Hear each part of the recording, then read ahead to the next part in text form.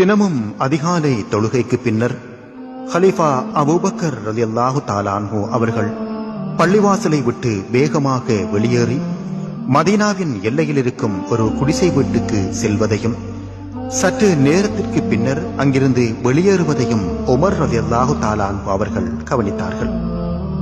ஹலீஃபா அபூபக்கர் ரலியல்லாஹு தஆலா அன்ஹு அவர்கள் என்னென்ன நல்ல காரியங்கள் செய்கிறார் என்பது பெரும்பாலும் உமர் ரலியல்லாஹு தஆலா அன்ஹு அவர்களுக்கு தெரியும்.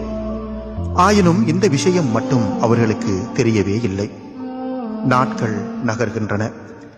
ஹலீஃபா அபூபக்கர் ரலியல்லாஹு தஆலா அன்ஹு அவர்களோ தொடர்ந்து அந்த குடிசை வீட்டுக்கு சென்று கொண்டே இருந்தார்கள். அங்கு சென்று அவர்கள் என்ன செய்வார் என்பதும் உமர் ரலியல்லாஹு தஆலா அன்ஹு அவர்களுக்கு தெரியாமலே இருந்தது. ஒரு நாள் அபூபக்கர் ரலியல்லாஹு தஆலா அன்ஹு அவர்கள் வெளியே சென்றபின் அந்த குடிசைக்கு சென்று என்ன நடக்கிறது என்பதை பார்த்தே தீர வேண்டும் என்ற முடிவுக்கு வருகிறார்கள் உமர் ரலியல்லாஹு தஆலா அன்ஹு அவர்கள். அதே போன்று அபூபக்கர் ரலியல்லாஹு தஆலா அன்ஹு அவர்கள் அந்த குடிசையை விட்டு வெளியேறியதும் குடிசைக்குள் நுழைகின்றார்கள் உமர் ரலியல்லாஹு தஆலா அன்ஹு அவர்கள். அங்கே வயதான பார்வையற்ற நடக்க முடியாத ஒரு மூதாட்டி இருப்பதை காண்கிறார்கள். பின்னர் குடிசையை கவனித்தார்கள். கண்ட காட்சி ஆச்சரியத்தை ஏற்படுத்தியது. கண் தெரியாத இந்த மூதாட்டி அபூபக்கர் ரலியல்லாஹு தஆலா அன்ஹு அவர்களின் உறவினராக இருக்குமோ என்ற எண்ணத்தில் அவரிடம் உமர் ரலியல்லாஹு தஆலா அன்ஹு அவர்கள் கேட்கிறார்கள், தினமும் ஒருவர் இங்கே வருகிறாரே, அவர் இங்கு வந்து என்ன செய்வார் என்று அந்த மூதாட்டியிடம் கேட்கின்றார். அந்த மூதாட்டியோ, அருமை மகனே, அல்லாஹ்வின் மீது ஆணையாக அவரை குறித்து எனக்கு எதுவுமே தெரியாது.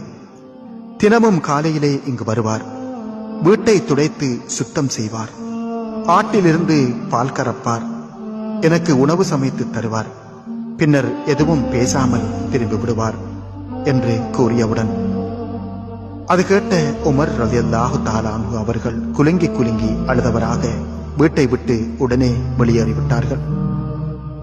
சிறிது காலத்தின் பின்னர் அபூபக்கர் ரலியல்லாஹு தஆலா அன்ஹு அவர்கள் மரணித்து விடுகின்றார்கள். அப்போது அந்த மூதாட்டிக்கு பணிவிடை செய்ய வேண்டும் என்றும் அபூபக்கர் ரலியல்லாஹு தஆலா அன்ஹு அவர்கள் வஃபாத்தாகிய செய்தியை அந்த மூதாட்டிக்கு தெரிவிக்க கூடாது என்றும் உமர் ரலியல்லாஹு தஆலா அன்ஹு அவர்கள் தீர்மானிக்கின்றார்கள்.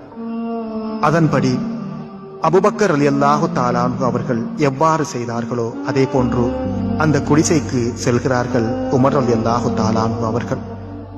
முதல் நாளே அந்த மூதாட்டி கேட்கின்றார், உமது நண்பன் மரணித்து விட்டாரோ என்று கேட்கின்றார். உமர் ரலியல்லாஹு தஆலா அன்ஹு அவர்கள் திடுக்கிட்டவர்களாக திகைப்புடன் கேட்கின்றார்கள், அருமை தாயே, எனது நண்பன் மரணித்து விட்டது உங்களுக்கு எப்படி தெரிந்தது என்று கேட்கின்றார்கள். அப்போது மூதாட்டி கூறுகின்றார், நீர் எனக்கு உண்ணத்தரும் பேரிச்சம் பழத்தை விதை நீக்காமல் தருகின்றீர்களே, உமது தோழர் அதை விதை நீக்கி தருவார் என்று கூறியவுடனேயே நடுங்கத் துவங்கிவிட்டார்கள் உமர் ரலியல்லாஹு தஆலா அன்ஹு அவர்கள்.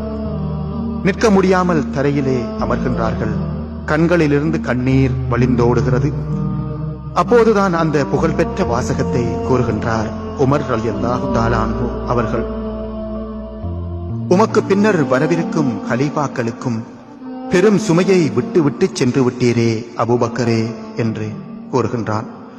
இவ்வாறுதான் அன்பார்ந்த தோழர்களே, அக்காலத்தில் உள்ள கலீஃபாக்கள் சஹாபாக்கள் எமக்கு வாழ்ந்து காட்டி சென்றிருக்கின்றார்கள். இப்போது நாம் அபூபக்கர் ரலியல்லாஹு தஆலா அன்ஹு அவர்களுக்காக அழுவதா, உமர் ரலியல்லாஹு தஆலா அன்ஹு அவர்களுக்காக அழுவதா, அல்லது கொஞ்சம் கொஞ்சமாக நம்மை விட்டு அகன்று கொண்டிருக்கும் நல்ல பண்பாடுகளுக்காக அழுவதா தெரியவில்லை. மரணிக்கும் முன் நல்ல சுவடுகளை விட்டுச் செல்வோம். ஏனெனில் நாம் விட்டுச் செல்லும் சுவடுகள் அனைத்தும் பதிவு செய்யப்படுகின்றன. அல்லாஹு தஆலா அல் குர்ஆனிலே கூறுகின்றான், அவர்கள் விட்டுச் சென்ற சுவடுகளையும் நாம் பதிவு செய்து கொண்டிருக்கின்றோம் என்று கூறுகின்றான். அல் குர்ஆன் 36:12.